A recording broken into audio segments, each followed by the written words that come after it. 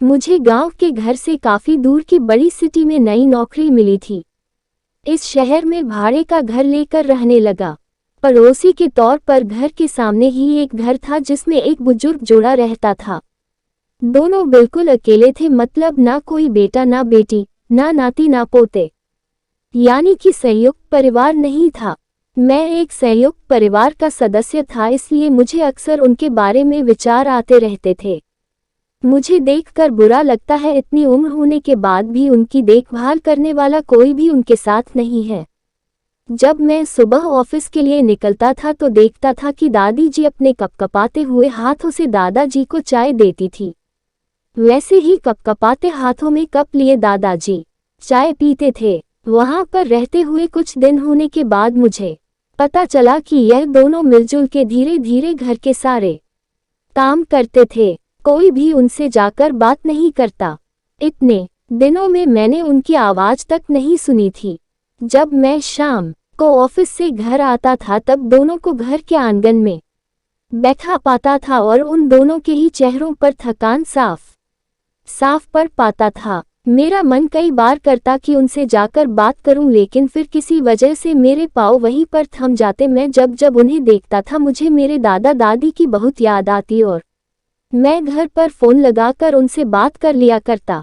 एक संडे जब मुझे ऑफिस में छुट्टी थी तो मैंने देखा दादी जी काम कर रही थी, लेकिन उन्हें रोज की अपेक्षा आज काम करने में कुछ ज्यादा ही तकलीफ हो रही थी। मैंने उनके पास जाकर पूछा कि दादी जी आपकी तबीयत तो ठीक है ना? क्या मैं आपकी कोई मदद कर सकता हूँ? उन्होंने प्रतिक्रिया नहीं दी। मैंने दोबारा उनसे पूछा, बताए दादी जी मैं क्या करूँ आपके लिए? उन्होंने फिर भी कोई उत्तर नहीं दिया। मुझे काफी आश्चर्य हुआ। कुछ मिनटों बाद दादाजी वहां आए और वह भी कुछ नहीं बोले। मैंने ही बात को आगे बढ़ाते हुए कहा, मुझे लगता है कि दादी जी की तबीयत खराब है, इसलिए मैं यहाँ आया हूँ।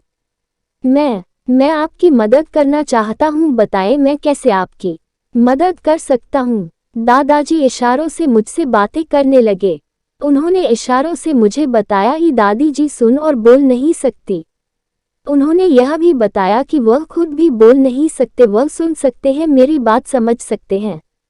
उन्होंने इशारों से दादी से कुछ कहा और दादी ने मेरी तरफ देखकर मेरे माथे पर हाथ फेरा। मैं उन दोनों की तरफ देखते ही रहा और न जाने कब मेरे आंखों से आंसू बहने लगे। उस दिन के बाद जब मुझे समय मिलता मैं उनके पास चला जाता। वह मुझ पर बहुत प्यार बरसाते। अब तो मुझे उनके इशारे की मीठी भाषा भी बहुत अच्छे से समझ में आने लगी थी। एक दिन मैंने दादाजी से पूछा कि वह अकेले क्यों रहते हैं, क्या उन्हें कोई औलाद नहीं है? दादाजी ने दादी को इशारे से समझाया कि मैंने उनसे क्या पूछा। फिर दोनों मेरा हाथ पकड़कर मुझे आंगन में ले आए और अपने आंखों के आंसू पोंछे और उंगली का इशारा करते हुए एक साइकिल मुझे दिखाई। साइकिल को देखकर मैं समझ गया कि उनके परिवार वाले उन्हें छोड़कर कहीं जा चुके हैं और अब उनके हिस्से में केवल यादें ही बची है। उन्हें रोता हुआ देखकर मैं भावुक हो गया और मैंने दोनों को गले से लगा लिया।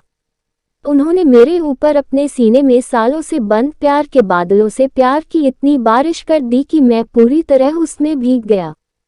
दोस्तों, इस कहानी से कई लोग कनेक्ट कर पाएंगे, क्योंकि यह सिर्फ कहानी नहीं है, यह कई सारे बेचारे बुजुर्ग लोगों की सच्ची दास्तान है। दोस्तों, कहानी अच्छी लगी हो तो कृपया लाइक और शेयर करें और हाँ, मेरे चैनल को सब्सक्राइब करना ना भूलें।